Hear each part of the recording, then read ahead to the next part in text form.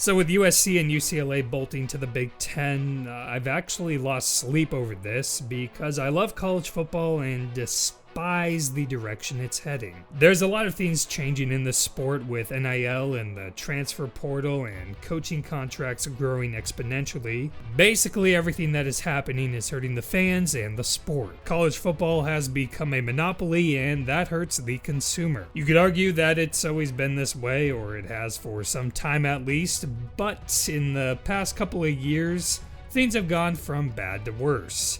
NIL has helped a select group of schools, the transfer portal has been incredibly messy, but the worst thing to happen is the tradition being blown up right before our eyes. Our historic rivalries have been hijacked overnight. A conference that dates back 106 years may very well cease to exist. Last year, the Big 12 was on life support. A century of regional rivalries have been wiped off the map.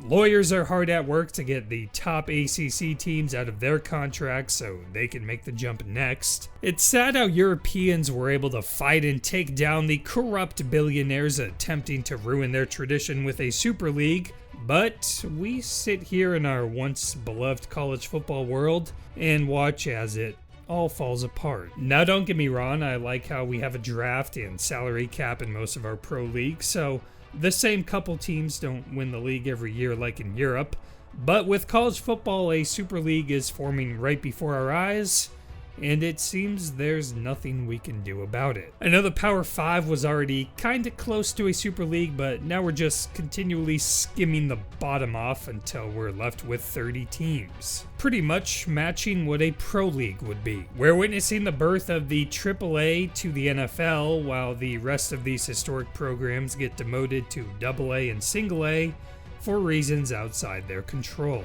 What we loved about college football is getting washed away. The regional feel, the rivalries, the upsets. A Super League destroys all that, and many fans will be left out to dry.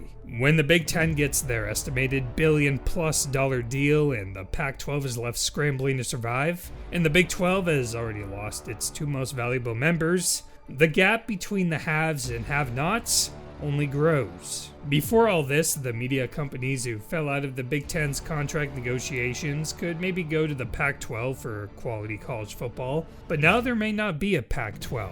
So the bidding for the Big Ten just keeps going up and up. I know you can be sitting there as an Ohio State or Michigan fan and be thinking, who cares about Oregon State or Washington State? But they help make the sport special just like the Blue Bloods. And even though Rutgers or Vanderbilt find themselves inside the VIP club for now, how long do you think it's going to be before they get skimmed off next? What we've learned is if the biggest boys can get a bigger piece of the pie, then they're willing to kill off anyone who stands in their way. Doesn't matter if that's a longtime rival or even the most famous game in the history of the sport. They will kill it, and they won't care because they'll be laughing all the way to the bank. On top of that, they also might have done a decent job at killing other college sports as well.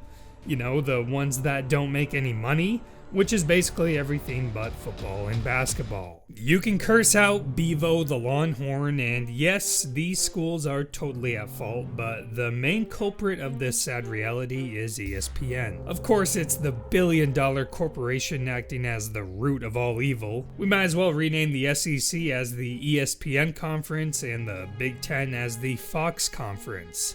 And then we'll get two different champions, but eventually the champions of those two conferences can meet in a bowl game. It would be a Super Bowl. That could also force the hand of Notre Dame to join one of the conferences, and yeah, you know the story. The wealthier keep getting wealthier. Anyway, The Athletic had a great article on this, along with some other points that I've already shared with you. It says, the Big Ten and SEC had already been projected to perhaps double the other Power 5 conferences in TV revenue by the end of the decade. That's why this is all happening. Even if ESPN and Fox don't directly say add this team, they make it clear who they'll pay more money for and who they won't. Those conversations happen all the time. It's basic business. I think they are quietly working behind the scenes, one FBS athletic director told The Athletic. They really don't like to be known as deciding who is in what league, but don't think there aren't conversations of, if we take this property, how much value are they going to bring? They just don't want the optics of them deciding, but the money is coming from them. They have to tell the league or someone the TV value of schools. So obviously Fox has secretly been working with the Big Ten on yanking UCLA and USC from under the feet of the Pac-12. And the starter of this fire, ESPN, did the same with the SEC and Oklahoma and Texas. They didn't care that they were screwing millions of fans or even their current partner in the Big 12. That's why the Big 12 sent them a cease and desist letter and accused them of destabilizing their conference. Don't forget, they also had evidence that ESPN tried to encourage another conference to steal other Big 12 members in an effort to destroy the conference so Texas and Oklahoma could avoid their exit fees. This whole sport has become a sport of backstabbing. There are Game of Thrones level betrayals happening every year to shift power dynamics, and you can see the evil that money and power can bring. All sports are filled with corporate greed, but part of the reason these league executives get paid the big bucks is to make fans feel like they're not watching a money-chasing greed fest. College football is failing to get that feeling. That feeling that you're simply just watching a game you grew up with and nothing else. Now it feels like the curtain has been pulled back and revealed too much of that greed. We as fans don't want that feeling, but here we are feeling it. We want to feel like the fans are number one, but that feeling has been lost. From an economic standpoint, you can say, well, these are all just corporations trying to earn money.